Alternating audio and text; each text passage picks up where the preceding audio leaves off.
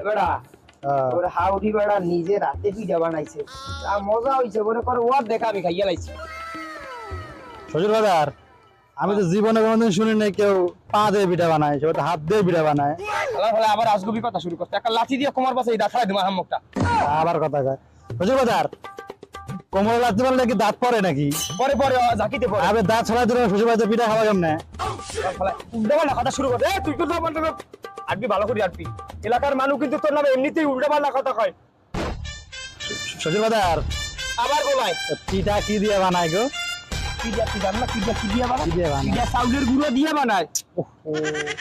চাউলের গুঁড়া দিয়ে বানানো পিঠা যদি এত টেস্টি হয় তা না জানি ওই চাল কত টেস্টি এই তোরে কোনো এককালে কোনো বলদা কথা বার্তা ছুড়াই দিব তোরে কইছি না তুই উল্টাপাল্টা কথা কবি না তুই এই বলদা কথা বার্তা হেক্সো কাটারে এ হামকটাই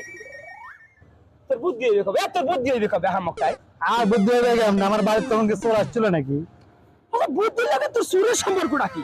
কে আপনি শোনেন নাই চোর বলালে বুদ্ধি করে আমার বাসায় চোরও আসে নাই এই চোর পাওয়া নাই আমার এই বুদ্ধিও হয় নাই হালা ফালা লাগে আমার মাইয়া বিয়ে দিয়ে আল্লাহ আমি এককালে ফকির হয়ে গেছি ফকির হয়েছে হ্যাঁ উনি ফকির হয়েছে ফকির তো আমি হয়েছি আর তুই ফকির কামে হালা ফালা তোর তুই ফকির কামে আমার মায়ের কাছে টাকা চায় টাকা চায় আমার মাইয়া এত টাকা দিয়ে করে কি আমি কেমনে কেমন কি করে আমি এখন দিছি নাকি তাহা না দিয়ে